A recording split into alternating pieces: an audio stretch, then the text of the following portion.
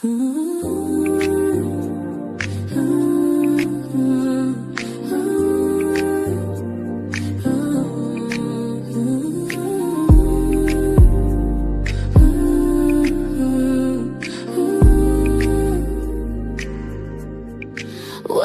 to the Vera show, where testimony,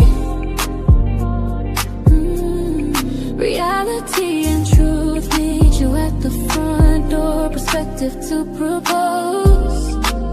Politics, religion, we talk about the real world we live in. Let's talk about it. Let's talk about it on the Vera show. From purpose, uplift, encourage, inspire, motivate, and let's talk about it on the Vera show. The Vera show.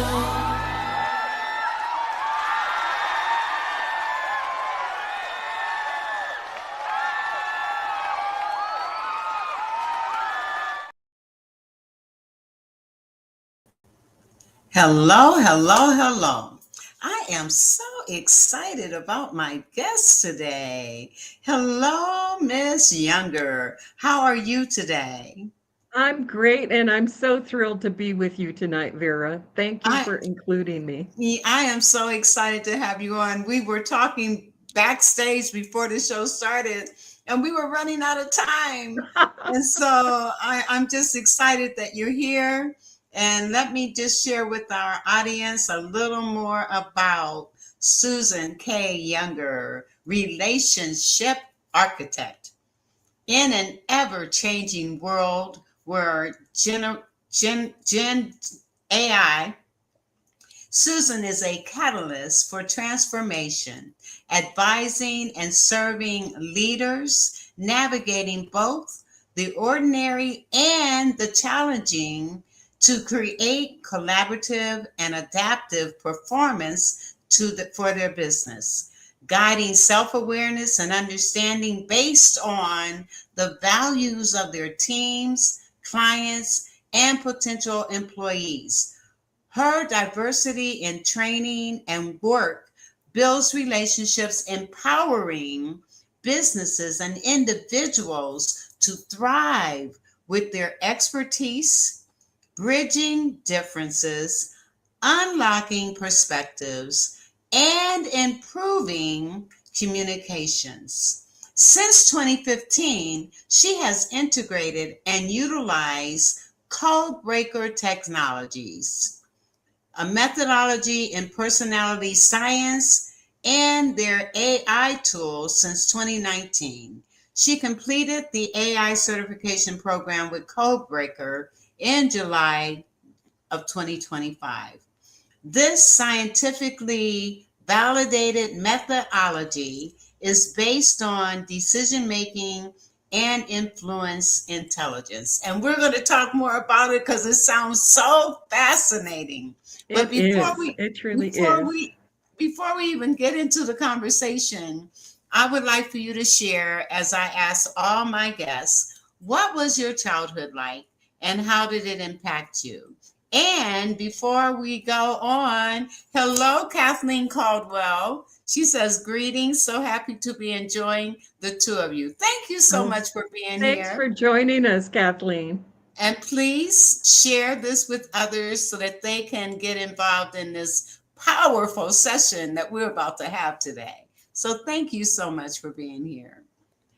All right. I'm thrilled to be with you. Thank you. I'm excited. Let me give you the floor and let you share what your childhood was like and how it impacted you. I was the shy child, and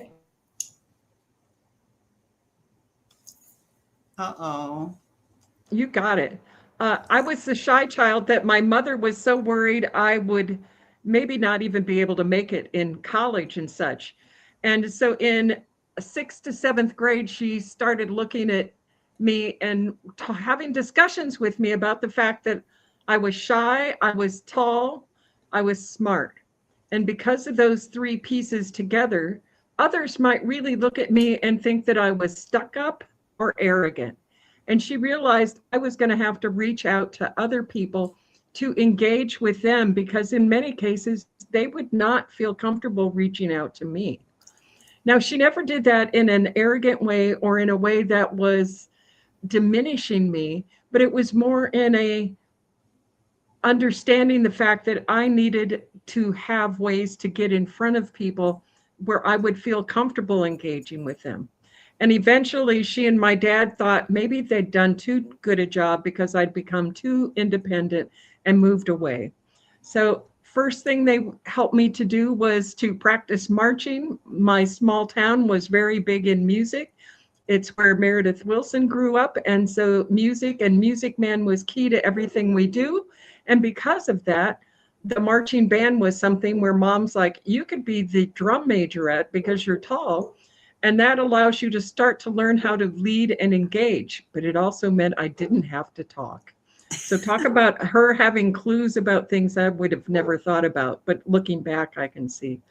And I also wanted to do architecture. So they encouraged me to do anything that would help me to get to be involved in architecture the way I wanted. And when we moved from a town of about 20,000 to a school where the entire high school was smaller than the marching band I had been, they they were like, I know you don't want to go because you can't do the drawing, mechanical drawing in high school because they didn't let girls in shop class. Mom and dad said, talk to the talk to the teacher. Ask him. Maybe you can do this in study hall. They were really good about encouraging me to find ways to find the way into anything I felt was important to me. So yes, I got a degree in architecture. And I eventually moved away to Dallas, then off to Arizona, became the store planning director for a department store, was building stores in Arizona and Colorado, and doing renovations of stores across the country, working for a design firm and doing all the private label shops for Macy's at a certain point. And at a point later on, then doing things more independently. So yeah, it was a sort of childhood I had no clue was as wonderful and idyllic and supportive compared to what other people were experiencing. And I think that's partly Absolutely. why when I finally wrote that book, Simple Living, Simple Food, Life Lessons Learned Dining with Family and Friends, it was really about the fact that the lessons in life I learned around the dining room table were very much as important to me in building the foundation for being a businesswoman as any of the classes in college were. Because we talked at tables about what was going on in life. You know, dad would come home from work and talk about what was happening for him at work. It was never a situation where there was a subject that could not be discussed. And because of that, in college, I went home with questions. And mom and dad are like, is this from you or from someone else? And you know what is so amazing and beautiful about what you have said so far? And let's look at these comments. Kathleen, thank you, Kathleen, for saying this. She said your introduction of Susan is fabulous. Thank you very much. She wrote it. I just spoke it. Thank you. And she says, gotta love the wisdom of our mamas. Yes, Absolutely. absolutely. What I want to Yeah. say, because your mother unwrapped the gifts within you, Yes. even though she recognized your shyness did not diminish your No. intelligence or your abilities. Right. And she worked around your shyness Yes. to allow you to blossom and bloom and to become the person that you became. And while others saw you as arrogant or overly confident, it was just your way. And and that is so beautiful. Yeah. It really It really is. is. And then when you talked about eating at the table, so many parents are not doing that anymore. I It's mean, so you sad. at dinner Yeah. time, the kids are in their room, the parents are in their rooms. Someone may be watching TV in the living room, but Yeah. that connection, sitting and having a meal together and Absolutely. being able to have those conversations at the dinner table is Yeah. that's what's needed today. Yeah. It's so needed today. And I And believe that if parents did that in their homes with their children, a lot of the issues that we're having with kids, we wouldn't have them so much. I think you're right, my dear. And even when I was in college, my junior year, I lived in a co-ed house, three guys, three gals. And we decided, and maybe it's because we were in Iowa, there was that farm mentality. We were used to growing our own food. We were used to taking care of things. But one of the guys was Chinese, so his parents had a Chinese restaurant in Des Moines. The others of us were either from towns or farm, and we decided that collectively, the six of us would have dinner together every night. And we decided that we would pair up who could cook with who couldn't at the beginning of the school year. And we would also work the schedule around who had projects or tests or something that meant they wouldn't be available to do that off those days so that everybody could still take care of what they needed to for their degrees. But we had two of them were in education, one of them was fishery and wildlife biology, one was in education, I was in architecture, and one was in physics. So we were in all these different colleges on the campus, and we would get together over dinner and talk about what our days had been, talk about what we were experiencing. And since I'm not a spring chicken, a lot of this was in those early 70s when a lot of things were changing. And we had the opportunity to say, what were we seeing? What were we thinking about? It encouraged us to learn to speak proactively about what was important to us and also to share how to prepare and take care of things for ourselves as we would leave college. Everybody knew how to cook. And we learned some new things because since Sam was Chinese, he brought in the rice cooker at a time when none of us had ever seen a rice cooker. Wow. We learned to cook some of the Chinese meals, and we made that a special feature that everybody got to invite an additional guest. So we would have 12 people Wow. around the table, and we really made it about community in our home. And very much that feeling of you learn how to communicate in order to embrace what is important to you and at the same time find out what's important to those around you. That is And so beautiful. And the thing is, oh my God, if people did that more, if people would embrace diversity, yeah, if people would fellowship together with a meal, just think yeah, the difference that it would make in our communities and in our country. yes. That is absolute. That's what you need to be teaching. Well, and that is again one of those foundations for what I call humanitarianism and Yes. being a humanitarian. So in 2025, I had chosen the word humanitarian as my word because I really felt the need for love in the world.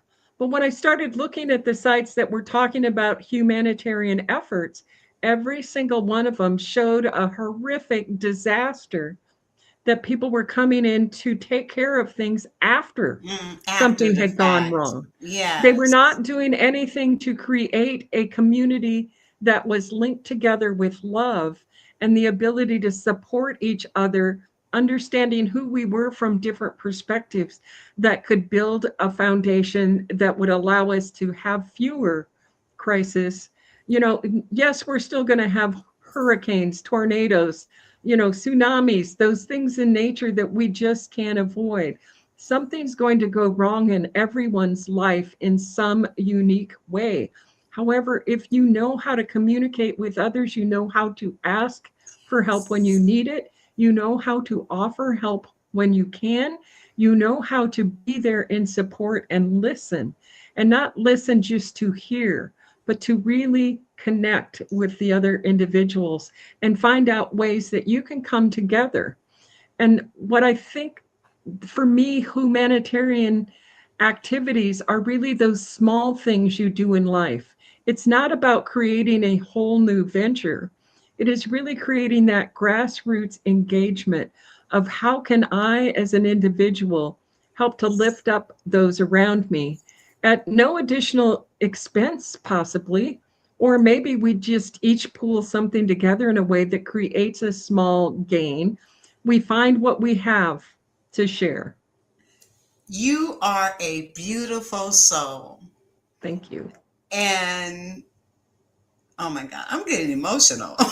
You are a beautiful soul. And so, what I would like for us to do is, I would like for you to share some of those little things that we can do that I can put in the chat for people to begin to think about. I mean, it doesn't take money, it just takes empathy, You know, compassion. it could be as simple as saying hello to the cashier in the grocery store. It Yes. can be as simple as when somebody's trying to unload their cart, offer to help them if they need it, or just smile. When you smile, it sometimes is the best thing that happens to somebody else It someday. is. It may be You the know, only smile they've gotten for the it, entire day. exactly. And I always say, find those things that bring you joy every day.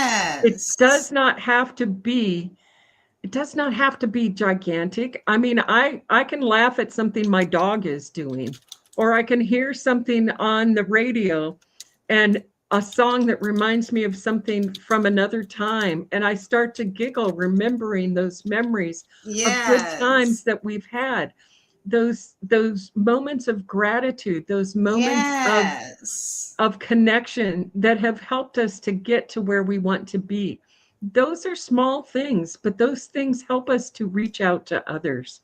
One of the one of the Yes. things I do monthly now is I have a group that I will invite and get together for what we call Table of Soul, and it's a dinner. Everybody pays for their own dinner. If they want to come and just have iced tea and not spend a lot of money, that's fine too. But a small group where everybody can talk about what's important to them at that moment. And what I've found is by collecting this group that is not always the same group, it's like who's available this month. I always try to keep it at less than 10 so that we can really have conversation. And two people might talk this month that haven't talked before, and somebody else might be really, I got this big thing I'm trying to figure out how to approach. Can I ask you all for input? It's that having what I call sometimes a group of personal advisors, those friends that you can trust to say to you no as easily as they will say yes. Because I Oh, really think sometimes we need those to help us sometimes when we're going a little bit like, I'm so excited, I'm going to do this, that they need to go step back just long enough to ask yourself these three questions, whatever those three questions might be about whatever you're talking about. But somebody who will help you really scrutinize some choices that otherwise you might barrel into and then go, oh, I wish I had thought about that a little longer. Or wow. or maybe say, yes, I'm here because I believe in you. Go ahead and take that risk. Reach out and make that step forward. We see in you what you are not willing to see in yourself. Because sometimes those bits of support from someone else that say they can see the light that is shining from us allows us to take that risk. So, okay, this table of soul, I love the name too. Table of Thank you. soul. This table of soul. Now, these are people that you know, or are these, At, how do you at this bring these point, people together? At this point, these are people that I know, and occasionally they will ask about bringing someone I don't know. Okay. What it kind of bridged out of is for years, I would host, and I wrote about it in the book, The Simple Living, Simple Food. One of the chapters was about the orphans Christmas, Thanksgiving, Easter, all of those events at my house. Because as I said, mom and dad thought maybe they'd made me a little too independent. So I would not be close enough to be able to get home to Iowa, and driving or flying from Arizona or Texas to Iowa for a weekend. When you were in retail, you didn't get enough time off to really get ahead. And after years of living someplace without snow, mom and dad were like, girl, no, we do not want to worry about you on icy roads. So you cannot come home. You know, dad's birthday was in October, Mother's Day was early May, and that was the window I had for between Mother's Day and dad's birthday in October. She was welcome to come home. Yeah. You know, Well, but were you an only child? no, I had a younger brother. He's been gone for 12 years, Oh, I'm sorry. but you know, God bless. I know he had a fabulous life, and I know he is playing his mandolin and probably his banjo and singing bluegrass songs up in heaven. So I am not worried about my brother. Wow. But he was 2 years younger than me, and we were not anything alike. He was a gregarious, playful boy who, you know, mom would occasionally let him stay home from school because she knew he needed a break. He wasn't somebody who knew what he wanted to do with his life. In fact, he started college, stopped it, went to work for the railroad for a year, and then went back. And, you know, unlike his older sister who knew exactly what she wanted and wanted a degree in architecture, he said, you know I need to go to college because at that point in life, you really needed a college degree to get a good job. He says, but I don't have to make what I get a degree in college what I want to do in life. And that's interesting because Isn't it? 80 to 85% of college graduates never work in the field of their discipline. Exactly. And which there's two things with that. One, and Susan, she says your table of soul events are humanitarianism in action. Yes, it is. Yes, it is. Thank you, But Kathleen. one of the reasons I believe that people end up you spend all that money in college and yet you never work in the field. And I went to school as a non-traditional. I was old when I started college. It took me 10 years to get my degree, my undergrad. That's right. And so I was among young people, and I would always ask them, what made you decide on this discipline? Mhm. And I would hear things like, well, everybody in my family does it. This is what's expected of me. Or I don't know. I just decided to try this, and then they end up not working in the field. So you're spending all that money on an education that you'll never use. And that's just baffling to me. But one of the other questions I want to ask you, just like I asked them, what made you decide on architecture? Mom and dad are a couple who moved from where we were when dad got transferred into Mason City, Iowa. So we rented an apartment, and then we moved into a house that we rented. And then we moved into, they were moving as they could afford things. And eventually they bought a house. And then at a certain point, we moved to an acreage because mom one day, the stories I can tell of family. Mom one day sent my brother and I out to the backyard because she had to tell dad when he was coming home for lunch that she bought a horse with the extra grocery money. Yes, we were a family who took risks. And so Awesome. Mom got the horse. So instead of continuing to have to pay for lodging for the horse at somebody else's property, eventually they bought a small acreage. And then from there, they wanted to get more land and possibly farm. So we sold that. We moved again. I went through this small town. I went to enough different grade schools that by the time I got to junior high, I knew people from other grade schools. And by the time I got to the high school, I knew kids from all three junior highs. Now, this is the shy person, right? This is the shy person, but but it wasn't because I had purposely reached out. But if you ended up in first grade at one school and third grade someplace else and fifth and sixth grade someplace else, you met people even without trying. And that's where mom and we had horses. And so we rode horses. We played tag on horseback in the woods. We did trail rides. The barn where others of our friends kept their horses was about a mile and a half away. So we would ride our horse up there. We would play kick the can at the barn. We did all these things outside that were engaged in activities with people. And as I said about my brother, he decided he needed a college degree. So he got a degree in something he wanted to study. And he studied the Plains Indians and that whole sociological basis for them in community. And he became a great salesperson and repped a paint company and was happy to be out talking to people and stuff. So I think what education can do for you is sometimes less about what is it you're studying and more about how do you learn from things, be more of a general learner in life. You going back to college later than earlier allowed you to choose what to do. Because mom and dad had, I'm finally getting around to answering your question, I think. What was because my mom question? and dad, your question was, why did I choose architecture? Right.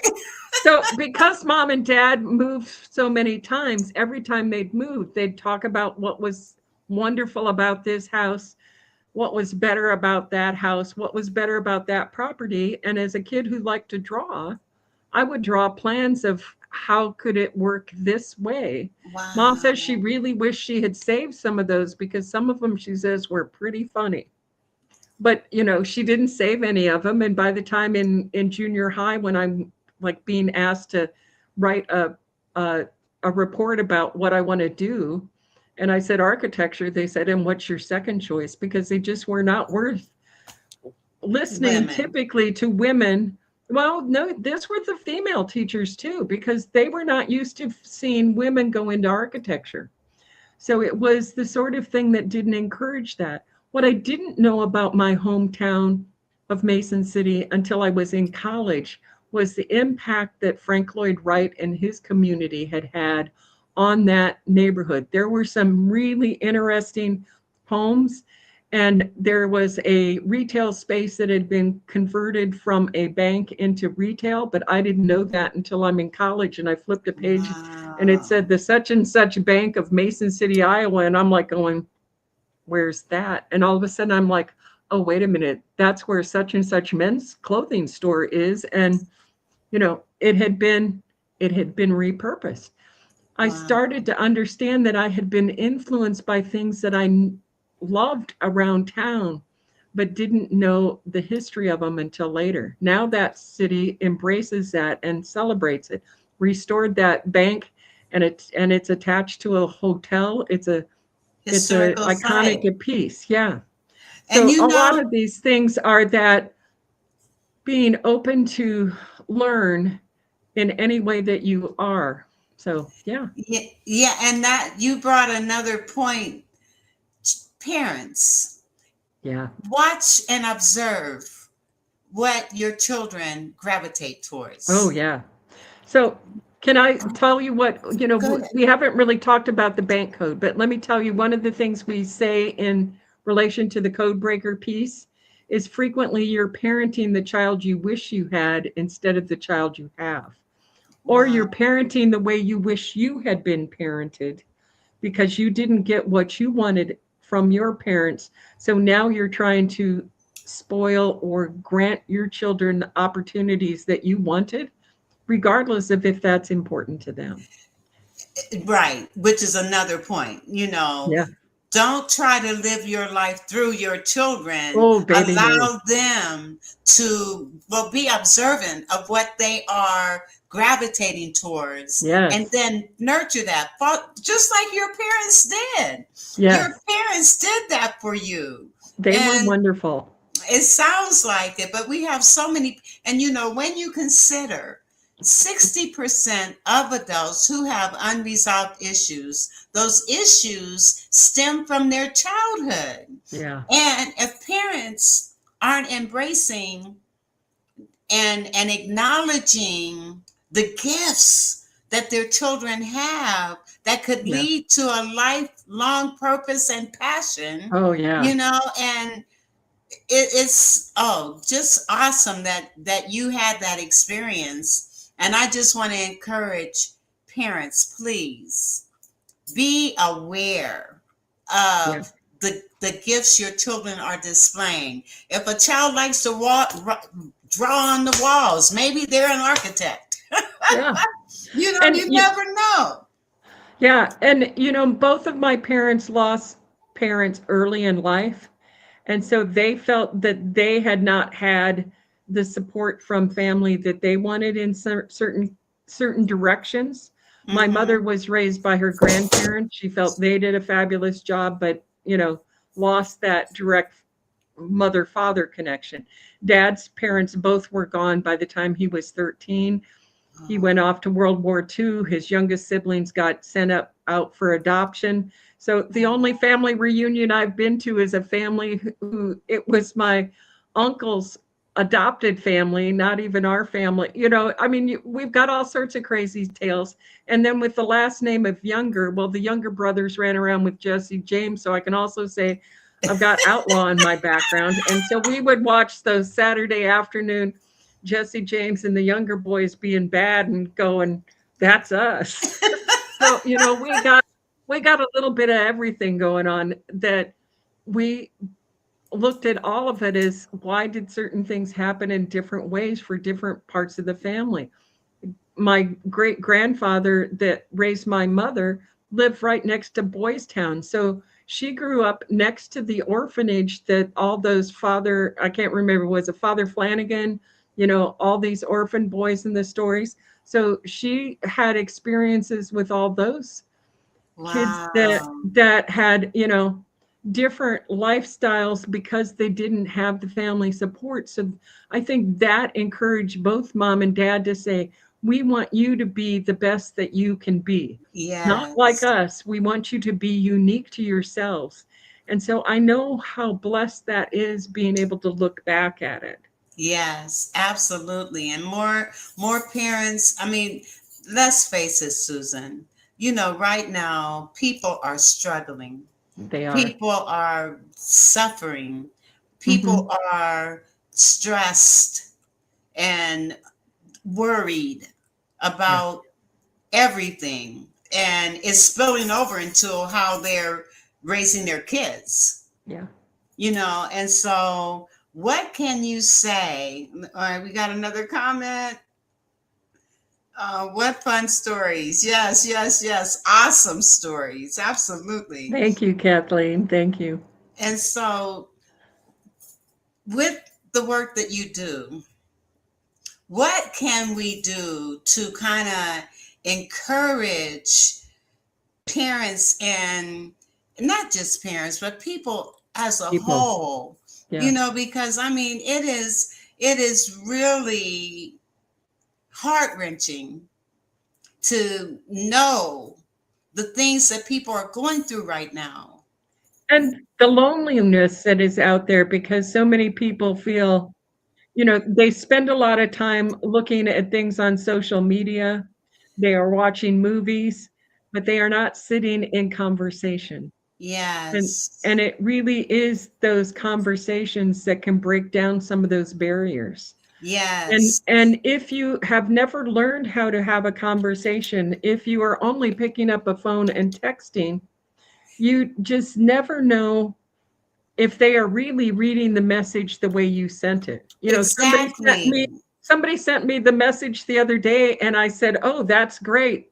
And then I was like, second text, or was that sarcastic? I'm sorry. I was hoping that was a joyful comment. Right. And it And wasn't. then yes.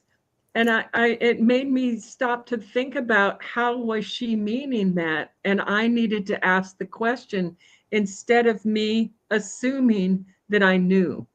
And the other thing, I mean, people will be sitting right next to each other and text instead of have a conversation. I know. And I know. It's just so sad. it is sad. It's And I so know sad. you do some things with AI as well. Well, within the bank code community, and these are the 4 cards that we talk about in bank code, where you crack the code so that you can get to know the value points that someone makes a decision.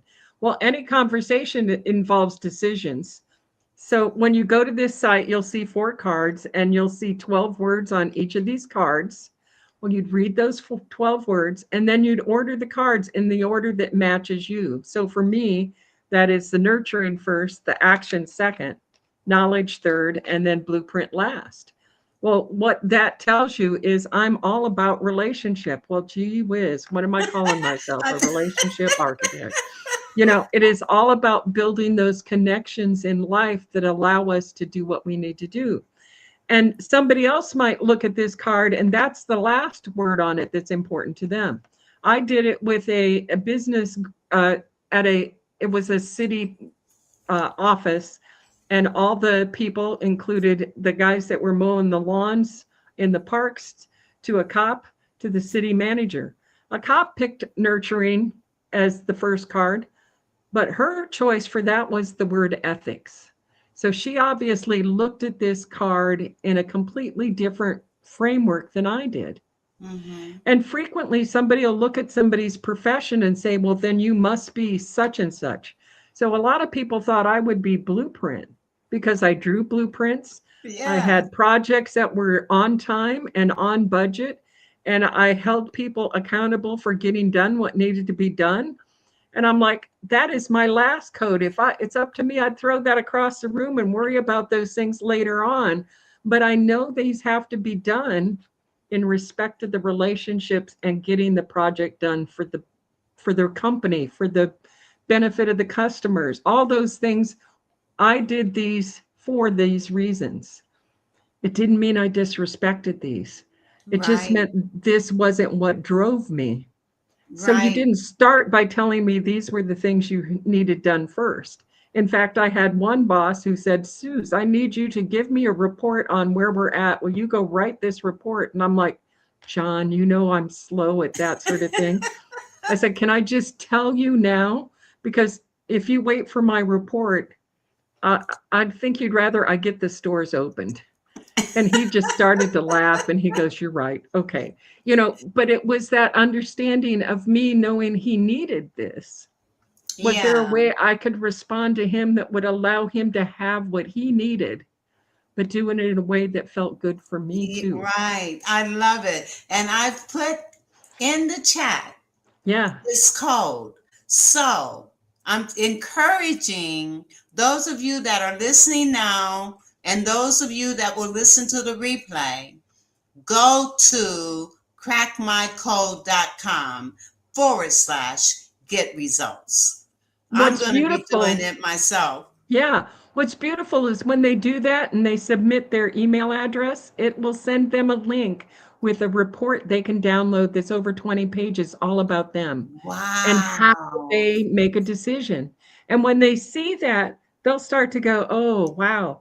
Anytime I've shared these cards in an event with somebody, they'll look at it, they'll crack their code, and then they'll call their buddy over and go, you got to do this. I just want to see if you turn out to be what I think you are, because it's simple. It is not complicated. And unlike a lot of profiles where you've got to go through 400 questions, and sometimes you're like, didn't I just answer that already? Right, Wait a minute, right. this is real simple. This is real fast. And that speed, I've got one friend who, when she cracked her code, she was like, Suze, I'm certified in Myers-Briggs and DISC, and I teach all these other things. Why would I do this other one? And I said, just as my friend, please humor me and do this and tell me what you think. No big like, ooh, this is going to change you. And she called me that night and she said, Younger, I cannot believe it. I'm sitting here with a glass of wine going, how the heck did this understand me better than anything else in less than 90 seconds? And You know, A couple of things, less than 90 seconds. I am familiar and have explained Myers-Briggs, DISC, And Holland codes, and nothing against them. They all have a fabulous perspective. You know, I can tell you in a predictive index, I'm a maverick, but in a strength finders, I'm learner first, but in this, learner is my third. You just start to go, oh, wait a minute, how I use this in decision making is completely different than a psychometric that says I'm introverted or extroverted. right. And I can see so much value in this, Yeah. working with all types of people and even young people Oh, to yeah. help them understand how they are relating, reacting, and responding to things. And when you go online, there's a pull down that you can choose 30 languages. And one of them is actually what we call icons. So it's images instead of words. So if somebody doesn't speak one of those 30 languages, they could still look at the images and say, this relates more to me than that. So Now, someone that, I can't say that they will get the report in 30 languages, right. but it still would allow you in discussion with them to go, now I see how you're looking at something. And it's a beautiful way to bridge the gaps between some people who English is a second language. The other, Or go the for other it. thing, for people who are illiterate, can't read, Yes. Yeah. you still can apply this Yeah. to them. Yeah. And what I love about it with the kids is when they're looking at it and they're saying they see something in an image, you can ask them to explain what that image is to them. It Yes, may not be what we thought the image was going to be, but it gives us a way to start the conversation. I love And it. that is the beautiful piece. One I young love it. man gave me his code, and I thought, I don't see that in him. So I asked him, are you telling me this is your code because this is the way you feel you need to show up for work? Or is this how you see yourself? What was his answer? He had to think for a minute. And then he said, well, I think you're right. It's how I feel I need to show up. I said, so if you looked at it for yourself, what would you put in that first card? Because he had put the blueprint first because he knew what he had to do to follow the rules to get the work done that he was doing. Mm-hmm. His first card was the knowledge. I said, you like to understand how and why you're doing things. Imagine if you were able to showcase how you understand the depth of what you guys are doing and could elevate what you are seeing as part of your team because of your depth of knowledge, that you might actually have more of a opportunity for growth in the organization, because instead of just following the rules, you are showcasing where you've got information you're bringing in to help solve a problem in a newer, bigger way. And Wow. his buddies in the room were like, we see you that way. And he sat up straighter. He sat up and you could see the wheels spinning, that he was having a new perspective for himself, a new option for him to understand his self-worth, for building an opportunity in the business world, internal with the organization he was with or outside of it, that he had probably never explored because he had never given himself the chance to say, who am I? And I think that's Yes. that other part of humanitarian. It's not just knowing who am I, but it's really understanding who am I as an individual across the table from me. I love it. I love it. I love it. I love it. This is one of the most fascinating shows for me, Thank because you. well, for several reasons. One, I feel you. I feel your spirit, and the fact that you're so authentic about what you're doing. And that is just beautiful, absolutely Thank you. beautiful. And the things that you've shared, being a couple of things like the dinner, eating together, and then that table of soul. I love it. I love it. And then this cracking my code. Yeah. It's simple little things, but they all help us to find the connection, to build the connection that helps us to have the life we want and help others to have the life that they want. It is Yes. a win for each of us and a win for all of us. Yes, yes. And one of the other things that you're involved in, you're also a part of the C-suite network. Yes. And so you want to tell us a little more about C-suite, and then we'll Okay. come back and talk about some of this other stuff. What I I'm going to what give I you the floor. what I love about C-suite network is it is not a connection of let me hand you a business card and see if I can sell to you, but it is a bunch of business builders who, when they work together, they learn from each other. And you find the ways that you can expand what you're doing because you're learning from somebody else. Somebody asked me the other day, how many new business contacts have you gotten? How much have you sold through there? I said, that is not why I'm there. It's because I learn from everybody I'm in association with here. We may create something together that I can sell and sell more of because of what I'm doing there. But it is truly a network of bringing people together to lift us all and sometimes work together. So I'm part of the Thought Council. So Trisha Ben and Jeffrey Hazlett will call us their thought leaders and their faculty. They will elevate us to actually go out and speak with them, to present at different things, to help us because their platform allows us to post articles, to do our podcast.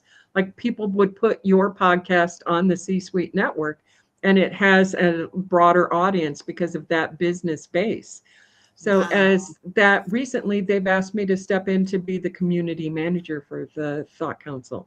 Oh, So that's I'll be awesome. helping to Congratulations. onboard people and really look at how can we make sure that each of us is getting what we need and understand how we level up within the organization, what works for us. You know, there's like 600 different things happening every year through C-Suite, different Wow. events that they are in partnership with other businesses on, events that they are doing. We do celebrates every second and fourth Friday. So lots of different Yes. ways to be engaged with them, and it's something I've learned so much from and developed so many friends from. And Kathleen is one of the leaders of the Women's Coaching and Consulting Council that Oh, is okay. important part of C-Suite. So it's lovely that a C-Suite friend is here supporting me. Yeah. Yes. And she says, ladies, your beautiful conversation is really about who people really are. And if I'm not mistaken, C-Suite is like a Christian based organization. And no, Or, honey, it is very much it's every religion is welcome. okay, that's It awesome. is, yeah. They have done some things with Liberty University, which makes them, to some people, look like they would be very much Christian based. But I also know some people who are atheists, and I know some people who are various Buddhists and everything else in there. It's Okay. really a very much you are welcome to believe and support religion and various beliefs, but you are not there to convince somebody else that yours is right and theirs is wrong. I love And that. so yes, we have a lot of people who are very religious within the organization, and we have some who don't feel the same way about it, You and that's and okay. Yeah, it is okay. And one of the things, even though I may be a Christian, I want people to understand whatever your faith is, you Yeah. need to rely on it right now. Yeah. You need to trust your faith, Yeah. walk in your faith, whatever it is, Yeah. because I'm sure yours is just as important, near and dear to you as mine is. Hmm. So if you're a Buddhist or a Yeah. Hindu or Jewish or whatever it is, rely on your faith, because it is your faith help to lift us all.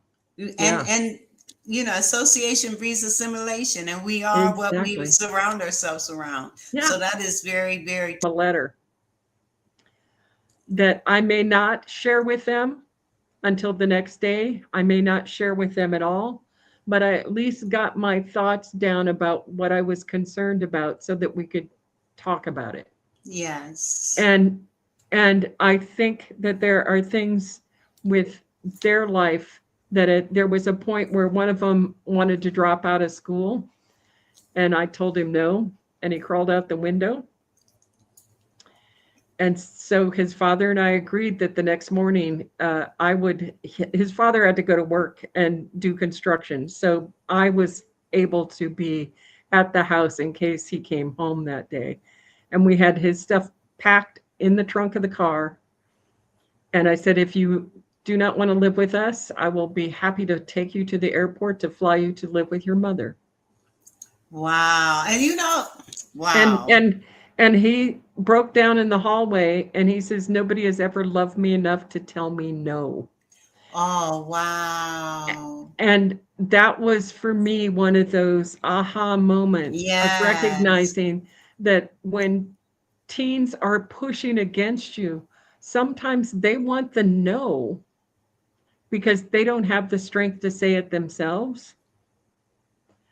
And everybody around them may be giving them the wrong signals about why they should step outside the line, but they Right. need somebody who is willing to say no, that is not your best choice. Right. Boundaries are so important. You Creating those know, boundaries and creating those understandings that I love you enough to say here's your two yes. options, but it is not just letting you go willy-nilly. Yeah. Right. Absolutely.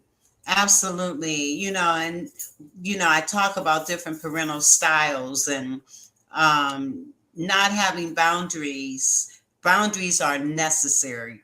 They are crucial. They are non-negotiable.